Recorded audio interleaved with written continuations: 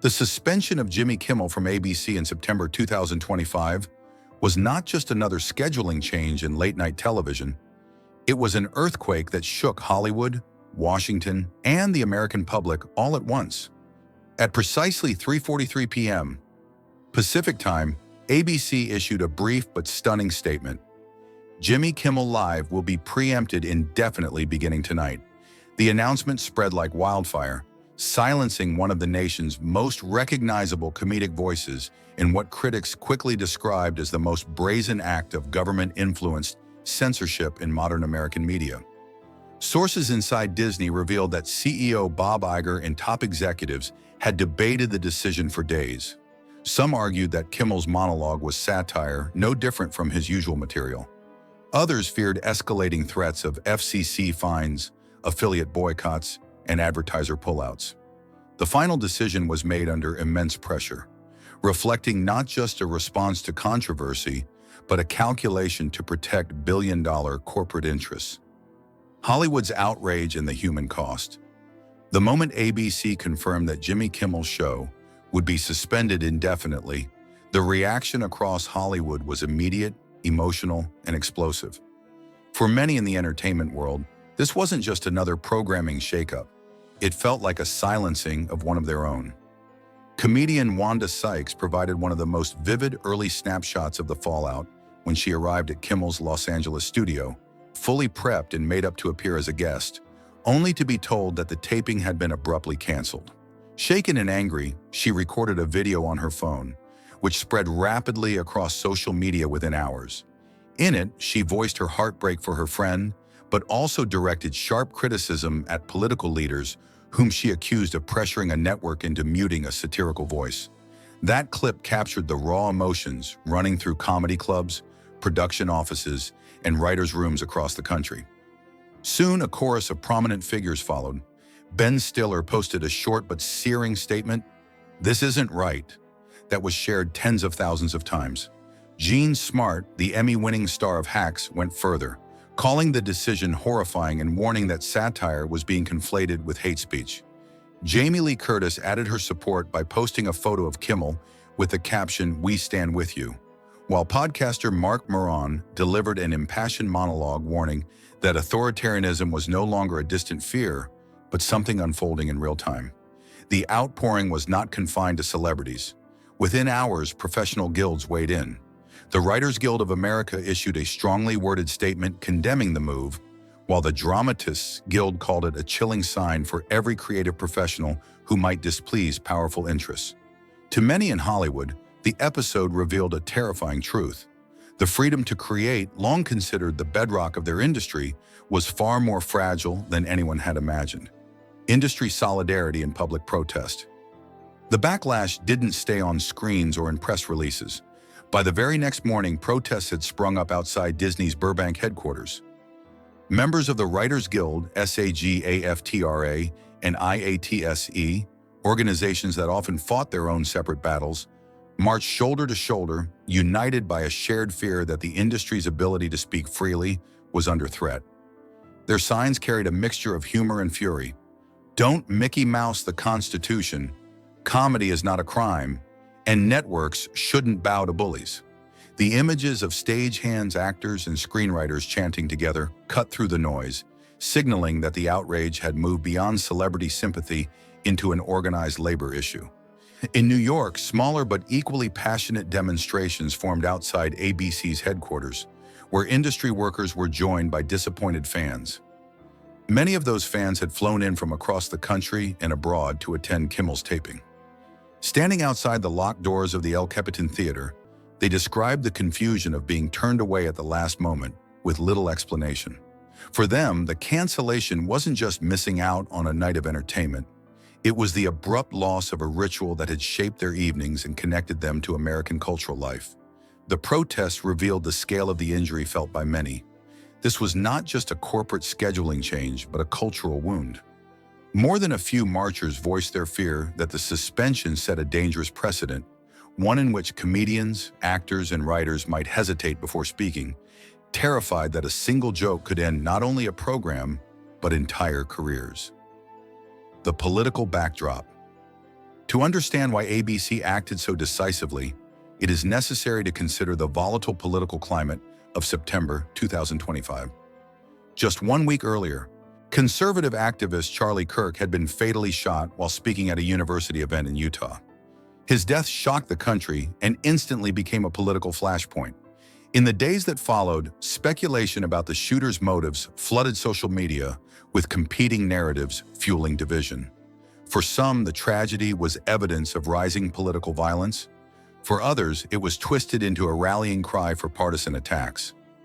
When Kimmel returned to the air after the tragedy, he devoted part of his monologue to critiquing how grief was being weaponized for political gain. His tone was consistent with his usual satirical style, blending mockery with commentary, but in a nation already on edge, his remarks landed differently.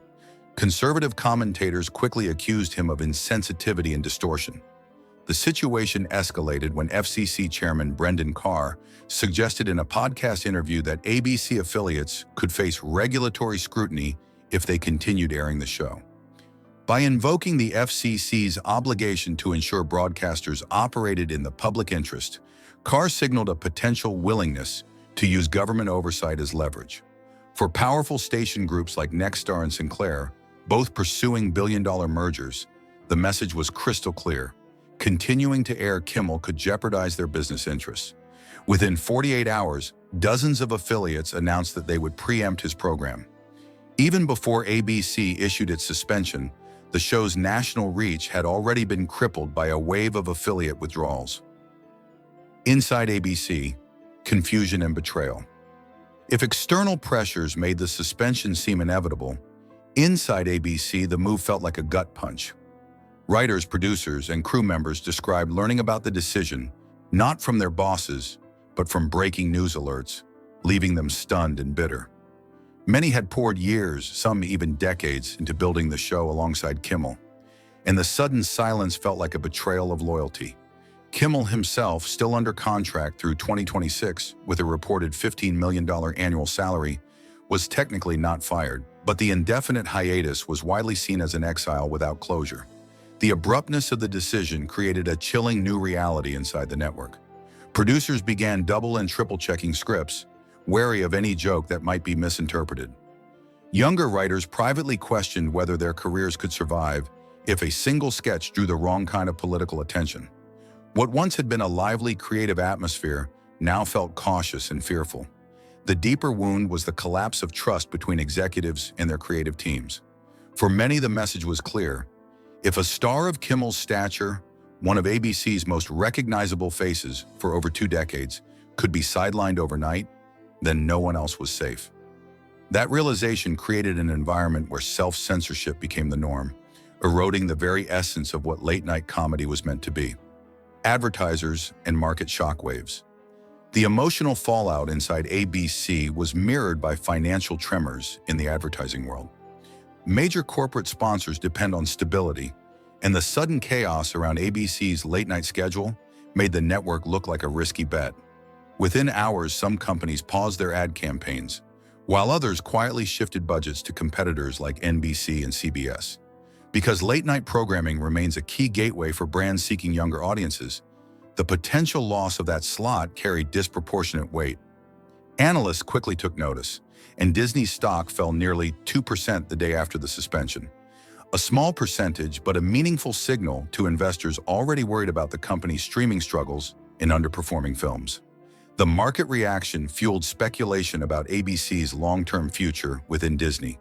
Commentators openly wondered whether the network, once a prized jewel in Disney's portfolio, had become a liability rather than an asset. In boardrooms and advertising agencies, the controversy underscored how vulnerable broadcast networks had become. Corporate sponsors could handle controversy to a point, but when it was coupled with regulatory threats, the risks often outweighed the rewards. In this environment, NBC and CBS benefited from appearing more stable, welcoming advertisers with open arms, while ABC found itself scrambling to contain a financial fallout that extended far beyond one late-night show. NBC moves into the vacuum sensing opportunity. NBC moved quickly to fill the void left by ABC's crisis, and the speed with which executives acted revealed just how prepared they were to seize the moment. Behind closed doors, talent scouts began calling writers, producers, and even junior staff who had worked on Jimmy Kimmel Live, assuring them that their creative voices would be defended rather than sacrificed in moments of controversy. Several prominent figures accepted those offers almost immediately, citing not only job security, but also a desire to work in an environment where they believed satire could thrive without constant second-guessing. The Tonight Show, already the crown jewel of NBC's lineup, became the natural landing spot for displaced talent.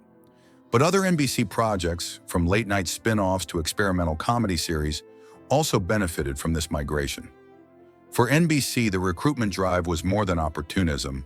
It was a strategic consolidation of cultural authority, signaling to the entertainment industry that the late-night throne, once contested by multiple networks, was now theirs to claim outright. Symbolically, the move suggested something even larger. One network was willing to defend comedy as a cultural weapon, even when it risked controversy, while another had bowed to political and regulatory pressure. The transfer of talent was not just a matter of contracts, it was a transfer of faith, with creative communities reorienting their trust toward NBC. By the end of the year, industry insiders were already calling NBC the last fortress of late night, while ABC was increasingly described as a hollowed-out shell of its former self. A widow's voice and a national reckoning. Amid the corporate chess moves and industry debates, the most powerful and unfiltered voice to emerge belonged to Charlie Kirk's widow, Erica. Her grief was palpable, her words carried raw emotion, and her determination to protect her husband's legacy was unmistakable. At vigils, press conferences, and in television interviews, she spoke not only of her personal loss, but also of carrying forward the mission her husband had built. To millions of Americans watching, her presence transformed the debate from an abstract conversation about satire into a deeply human story about respect, memory, and dignity. Every statement she delivered, whether thanking law enforcement for their efforts or vowing to keep her husband's message alive, added fuel to the controversy, making it politically and emotionally costly for ABC to consider bringing Kimmel back. For conservatives, she became a moral anchor, her voice proof that grief and outrage were legitimate grounds for demanding accountability. Yet within Hollywood, many saw her words as being strategically weaponized, transformed into a political shield that made it nearly impossible to defend free speech without appearing insensitive to tragedy. This collision of grief and comedy underscored how fragile the boundaries of free expression had become. In a country already polarized, where media narratives were constantly contested, Erica's grief became the fulcrum around which the future of satire seemed to turn. The nation found itself asking whether comedy could coexist with mourning, or whether one person's loss could permanently redefine what could be said in the public square. The broader cultural impact.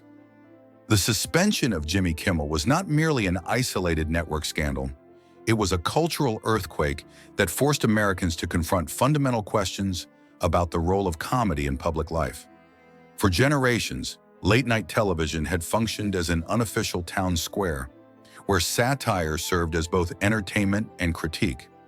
Johnny Carson delivered sly barbs, David Letterman turned irony into an art form, and Jon Stewart redefined the genre by blending humor with pointed political analysis. Jimmy Kimmel, like his peers, inherited this tradition. His removal, however, suggested that this era of sharp satire might be drawing to a close. Writers across television reported second-guessing jokes they once would have considered harmless. Stand-up comedians confessed to dropping political material from their sets, worried that viral clips could be taken out of context and weaponized. Executives hinted at new risk guidelines, quietly instructing writers' rooms to steer clear of politically sensitive topics. The chilling effect was unmistakable. Ironically, this happened at a moment when the country was most divided and comedy might have played a unifying role, using laughter as a bridge in difficult times. Instead, satire itself was blunted, and the safest path for many was silence. The broader cultural impact extended beyond comedy. It forced Americans to consider whether free speech was truly a right when economic, political, and regulatory forces could dictate the limits of what could be said. The very essence of satire, its irreverence, its sharpness, its willingness to poke at authority, was suddenly in question. The looming debate was no longer just about one comedian's fate, but about whether comedy as a cultural form could survive with its edge intact. Disney's dilemma and NBC's ascendancy. For Disney, the Kimmel controversy exposed the contradictions of being both a global entertainment giant and the owner of a legacy broadcast network vulnerable to political winds. ABC, once a crown jewel of the company's portfolio, now looked increasingly like a liability.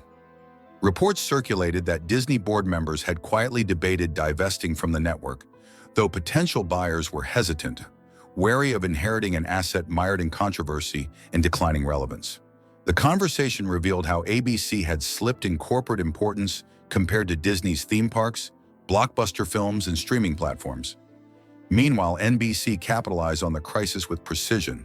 By absorbing ABC's displaced talent, reassuring advertisers, and projecting stability, it positioned itself not just as the commercial leader, but also as the cultural heir to ABC's former dominance. Industry analysts drew parallels to earlier eras when networks traded late-night supremacy, but they also noted the key difference. This time, the transition wasn't driven by ratings battles or charismatic hosts. It was driven by political pressure and corporate capitulation. NBC emerged as the network willing to shield its creatives, turning itself into a symbol of resilience in an era of vulnerability. Disney, in contrast, appeared risk-averse, a company prioritizing regulatory convenience and merger approvals over creative independence. For many observers, the contrast could not have been starker. NBC was portrayed as bold and forward-looking, while Disney seemed timid and constrained. The long-term impact was clear. Trust among creative professionals had shifted, and with it, the gravitational pull of cultural influence. Broader lessons for media and democracy. Taken together, the outrage in Hollywood, the protests on the streets, the political maneuvering in Washington, and the financial tremors in boardrooms painted a picture larger than one suspended comedian. The Kimmel suspension forced Americans to reckon with the fragile state of creative freedom in an era defined by polarization. For decades, late-night television had functioned as both mirror and megaphone, reflecting society's divisions while offering relief through satire. The abrupt silencing of one of its most recognizable voices suggested that this delicate balance was collapsing. The chilling effect extended beyond ABC, touching stand-up comedians, television writers, and even podcasters who suddenly saw their craft as more vulnerable than ever. The fear wasn't just about one monologue, it was about the precedent that powerful interests, aided by government pressure, could dictate what comedy was safe to air. The controversy raised uncomfortable questions. Was satire still possible in a democracy when laughter itself risked becoming a liability? Could networks defend creative independence when billion-dollar mergers hung in the balance? And what would audiences lose if late-night comedy, once the beating heart of cultural commentary, became sanitized into safe, predictable entertainment? These questions lingered long after the protests faded, leaving an industry and a nation uncertain about where the line between accountability and censorship truly lay. Conclusion: the future of late night. The downfall of Jimmy Kimmel. Live marked a turning point in American media, one that extended far beyond the fate of a single comedian. It revealed how fragile creative independence had become in an environment shaped by politics, corporate caution, and public grief. A single monologue delivered in the familiar cadence of late-night satire was enough to trigger regulatory threats, advertiser panic, and corporate retreat. For some, the episode was an act of accountability, a reminder that public figures must weigh their words carefully. For others, it was a disturbing sign that political pressure could silence dissent and that corporations would choose survival over principle. Either way, the consequences were profound. The late-night landscape will never return to its previous state. NBC may have claimed the throne left vacant by ABC, but the larger shift is toward digital platforms and independent creators who can bypass the vulnerabilities of traditional broadcast networks. On YouTube, in podcasts, and on subscription-based platforms, comedians and commentators are finding spaces where satire can still thrive without the looming shadow of regulatory boards or merger approvals. For audiences, the lesson was equally sharp. Institutions once thought permanent can collapse overnight, and the guardians of culture may not be the ones to defend it. Comedy, once protected as a cultural safety valve, is now a contested battleground where grief, politics, and corporate interest intersect. The question that remains is whether satire can adapt and survive in this new order, or whether the sharp edges that defined late night for generations will be permanently dulled. What is certain is that the events of 2025 will not fade quickly. They will continue to shape debates about free speech, corporate responsibility,